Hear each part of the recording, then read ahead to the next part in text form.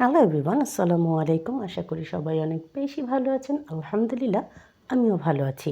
আজকে আপনাদের সাথে শেয়ার করতে যাচ্ছি খুবই মজার এবং টেস্টি একটি পেস্ট্রি। তাহলে কথা না বাড়িয়ে শুরু করা যাক। এখানে আমি প্রথমেই কেকের স্পঞ্জকে কেটে 3টি লেয়ারে স্লাইস করে রেখেছি। আর কেকটিকে ডেকোরেশন করার জন্য আমি প্রথমে একটি কেক বোর্ডের মধ্যে দিয়ে দিচ্ছি বিট করে রাখা হুইপ। আর হুইপ দেওয়ার পরে এখানে আমি দিয়ে দিচ্ছি কেকের একটি লেয়ার, আর সেই লেয়ারটির উপরে আমি দিয়ে দিচ্ছি সুগার সিরাপ। এখানে আমি বলে রাখছি, আমার এই কেকটি ভেঙে চুরে গিয়েছিল। আমি সেই কেকটিকে আপনাদেরকে ডেকোরেশন করে দেখাচ্ছি। তারপরে এখানে আমি দিয়ে দিচ্ছি বিট করে রাখা হুইপ, আর একটি প্যালেট নাইফের সাহায্যে আমি হুইপটিকে স্প্রেড করে দিচ্ছি ইভেনলি পুরো কেকের উপর। Please subscribe to my channel and press the bell icon, তাহলে নোটিফিকেশনটি সবার আগে আপনার কাছেই যাবে আর ভিডিওটি সবার আগে আপনিই দেখতে পাবেন। কেকের এই লেয়ারটি যখন পুরোপুরিভাবে কভার করা হয়ে যাবে, তার উপরে আমি দিয়ে দিচ্ছি কেকের সেকেন্ড লেয়ারটি। আর এই সেকেন্ড লেয়ারটি দেওয়ার পরেও আমি একইভাবে সুগার সিরাপ দিয়ে সোক করে নিচ্ছি, যাতে করে কেকটি খুব বেশি সফট আর ময়েস্ট থাকে। আর তারপর এখানে আমি আবারও দিয়ে দিচ্ছি বিট করে রাখা হুইপ ক্রিম। আর হুইপ ক্রিমটি দিয়ে আমি খুব ভালো করে পুরো কেকটিকে কভার করে নিব। একটু ধৈর্য সহকারে সময় নিয়ে এই কাজটি করে নিতে হবে।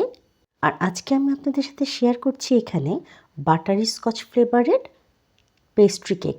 এটি আমার খুবই পছন্দের একটি ফ্লেভার। এবার কেকের থার্ড লেয়ারটির সাথেও আমি সেম প্রসেস অ্যাপ্লাই করে নিচ্ছি। আপনারা অনেকেই আছেন যারা আমার ভিডিও দেখেন কিন্তু কোনোভাবেই সাবস্ক্রাইব করে দিচ্ছেন না আমার ইউটিউব চ্যানেলটিকে। আপনাদের সবার কাছে আমার একটি হাম্বল রিকোয়েস্ট থাকবে, আপনারা প্লিজ সাবস্ক্রাইব করে দিবেন আমার ইউটিউব চ্যানেলটিকে। আর যারা পেজের থেকে দেখছেন তারা অবশ্যই ফলো করে দিবেন তিন্নাস কিচেনকে। কেক এবং পেস্ট্রি পছন্দ করে না এমন মানুষ খুবই কম আছে। আর এই খাবারগুলো আমাদের এখন হয়ে গেছে নিত্য প্রয়োজনীয়। ছোট কিংবা বড় যে কোনো অকেশনেই আমরা কেক বা পেস্ট্রি খেতে ভীষণ পছন্দ করি। এটি হয়ে গেছে আমাদের লাইফস্টাইলের একটি অংশ।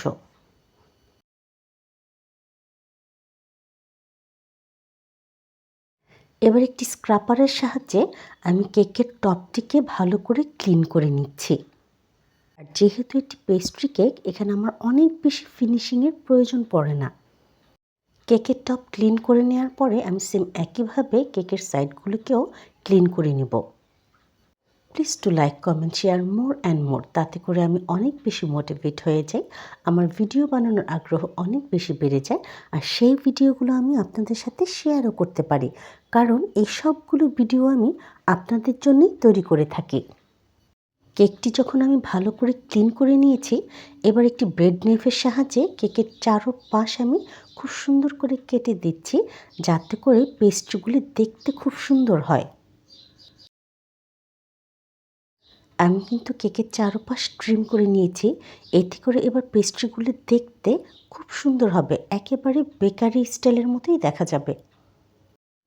আমরা অনেক সময় বাইরে থেকে অনেক দাম দিয়ে অনেক টাকা খরচ করে পেস্ট্রি বা কেক কিনে নিয়ে আসি, কিন্তু আমরা যারা ঘরে কেক তৈরি করতে পারি তারা যদি একটু কষ্ট করে ঘরে তৈরি করে নিই, তাহলে খুবই সাশ্রয়ে এই কেকগুলো বানানো যায়। আর যারা আপনারা কেক এখনও বানাতে পারেন না, তারা অবশ্যই আমার ভিডিওটাকে দেখে এভাবে অ্যাপ্লাই করে নিতে পারেন। আমার পেস্ট্রিগুলো কিন্তু কাটা হয়ে গেছে। এবার এখানে আমি M1 নোজল দিয়ে উপরে রোজ তৈরি করে নিচ্ছি। এখানে আমার 10 পিস পেস্ট্রি হয়েছে।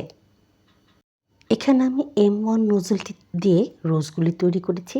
আপনারা চাইলে যে কোনো ধরনের নোজল ইউজ করে বা যে কোনো ধরনের পছন্দ মতো ডেকোরেশন করে নিতে পারেন। আপনারা চাইলে এখানে চকলেটের টপারও বসিয়ে দিতে পারেন। তার সাথে যদি চেরি দেওয়া যায়, তাহলে তো এর সৌন্দর্য বেড়ে যাবে আরও কয়েক গুণ বেশি। এবার এই অফ হোয়াইট কালার কেকটিকে আমি আরেকটু সুন্দর করার জন্য রেড কালারের নিউট্রাল জেল দিয়ে ডেকোরেশন করে নিচ্ছি। আপনারা চাইলে এখানে রেড কালারের চেরিও বসিয়ে দিতে পারেন। দেখতেই পাচ্ছেন দর্শক, আমার পেস্ট্রি কিন্তু একেবারে রেডি হয়ে গেছে। আর আলহামদুলিল্লাহ এর টেস্ট ছিল অসাধারণ। যদি আপনাদের আমার ভিডিওটি ভালো লেগে থাকে তাহলে অবশ্যই সাবস্ক্রাইব করে দিবেন আমার ইউটিউব চ্যানেলটিকে। সাথে থাকার জন্য ও পুরো ভিডিওটি দেখার জন্য সবাইকে আন্তরিকভাবে ধন্যবাদ। ইনশাআল্লাহ দেখা হবে পরের কোনো নতুন ভিডিওর সাথে। ততক্ষণ তিন্নাস কিচেনের সাথেই থাকুন, সাপোর্ট করুন। ধন্যবাদ।